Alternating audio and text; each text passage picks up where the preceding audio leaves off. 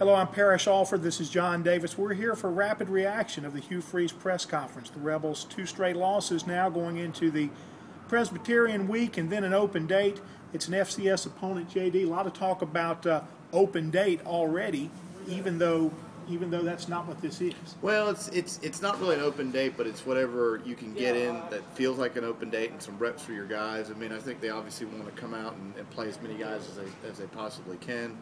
I don't think that's any secret. I mean, Hugh Freeze said it, and I, again, love his honesty on a lot of things. He said, we're the better team. We just got to go out and show it. Well, they have to treat this like an opportunity to rest some people because, frankly, look, they need the rest. They're beaten up. They got a lot of people who are wounded. Just some guys that had kind of slipped under the radar, like Aaron Morris on the offensive line. Still don't know exactly where Laramie Tunsil is right now. Itavius Mathers, Trey Elston, they both entered the concussion protocol, so they have to go through a battery of tests and be cleared by doctors before they can get out to practice. So, you want to rest a lot of guys like that. And I would imagine both those guys with the concussion protocol and it not being a must-win game type situation, I would think they both don't play either. Yeah, I think so. And plus, it's an opportunity to get Chief Brown some reps back in that secondary right now. And they're going to need him just the way that depth is looking right now. And he was able to get in against Auburn, but it was at strong safety behind Elston, and he just showed a lot of rust. Yeah, and that's to be expected, but it's good to have him back because really and truly, can you imagine if they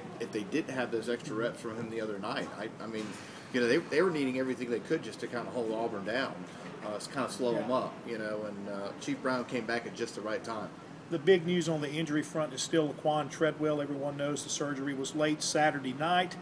Leg broken in 2 places, or really an ankle, dislocated ankle, and then a fibula. So Freeze says 4 months is the anticipated recovery time. He's hopeful that Treadwell will be back for spring ball. JD, when we watched him on the field the other night, I thought it could have been a lot worse. It absolutely could have been a lot worse. The biggest thing that is nothing came out of his skin. The bones did not come out where you have a chance for an infection, and that was the big thing, I think. For sure. I think spring is possible if everything goes right. I think that's the key. The word to use here is everything go perfectly ideal. There's a chance to me that he may not be ready for the spring, but I think if you can get him back, get him in shape going into at least next August, that's what you really need. It seems to me that if you're thinking you can have him for the spring and everything does not go perfect, as you're saying, you got a whole lot of lag time in there. You got a whole lot of time to catch him up and get him ready to, for August. So anyway, looks like Laquan Treadwell is going to be a big part of this team next year. In the meantime, the first Laquan Treadwell Life After Laquan depth chart has Cody Core and Vince Sanders as the starting wide receivers on the edge. Inside is Quincy Adebojo at the slot. So anyway, we asked Bo Wallace what he thought about just that physical inside screen that Treadwell had been having so much success with, kind of who takes over that role. And the first name out of his mouth was Vince Sanders. But we talked about this a little bit on Sunday, JD. I kind of like Quincy Adebojo in that role. Yeah, Quincy, especially for those screens, get the ball in his hands and you let him use that speed, especially with that quick burst that he's got. That's the most ideal thing. And he's a bigger guy there, too. He is a bigger guy there. Anyway, Presbyterian College coming in this week, folks. An FCS level team. They're pretty average at their level, 5-4 right now. Big South Conference team. They have given up, it's like 650 yards or more than that. A lot of rushing yards to their their Power 5, not even the Power 5, to their FBS opponents. Right. Because one of those was Northern Illinois.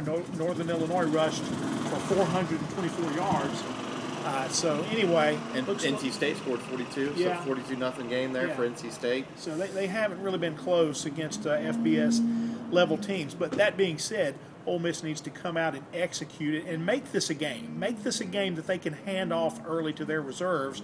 But as we heard from Hugh Freeze today, at least publicly, he's not saying that that's the plan. He's not talking about Devontae Kincaid and Ryan Buchanan, a lot of snaps at quarterback.